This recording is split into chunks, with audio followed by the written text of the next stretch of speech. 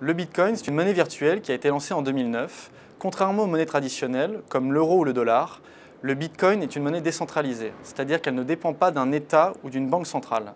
Pour comprendre précisément ce qu'est le Bitcoin, il faut savoir que c'est un protocole informatique, c'est-à-dire une ligne de code qui comprend toutes les caractéristiques du Bitcoin, à savoir le nombre de pièces disponibles ou la puissance et la vitesse de circulation de la monnaie.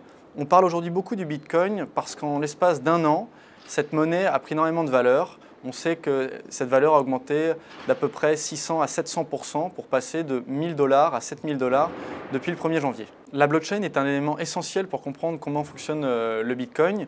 Parce que justement, il n'y a pas de banque centrale, il fallait une technologie qui permette de sécuriser les transactions. Donc les développeurs ont recouru à cette technologie de la blockchain.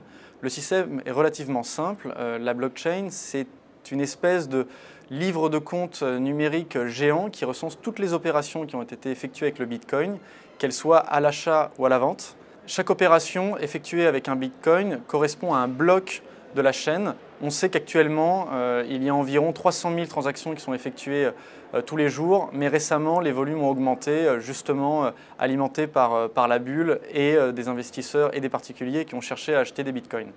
Alors, il y a plusieurs endroits pour acheter du Bitcoin. Il y a évidemment les sites qui permettent d'acheter directement des Bitcoins, c'est-à-dire que vous prenez un portefeuille numérique et vous allez pouvoir, donc, sur des plateformes dédiées comme Coinbase, acheter ou vendre des Bitcoins et les stocker dans votre portefeuille numérique.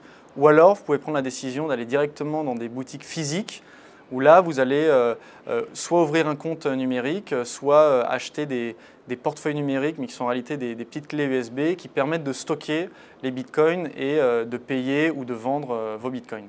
Aujourd'hui, il y a à peu près 100 000 sites internet qui acceptent les Bitcoins. On peut notamment citer parmi ceux-ci Expedia ou Showroom Privé. À côté du Bitcoin, d'autres monnaies sont acceptées, mais c'est plus rare. On pense notamment à l'Ethereum et au Ripple.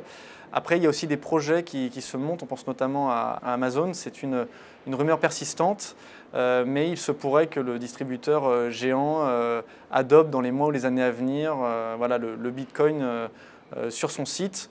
Maintenant, il faut savoir qu'aujourd'hui, le Bitcoin est surtout un investissement, un actif financier dans lequel les investisseurs placent de l'argent et son utilisation première n'est donc pas dans le commerce, même si ça pourrait évoluer dans les années à venir.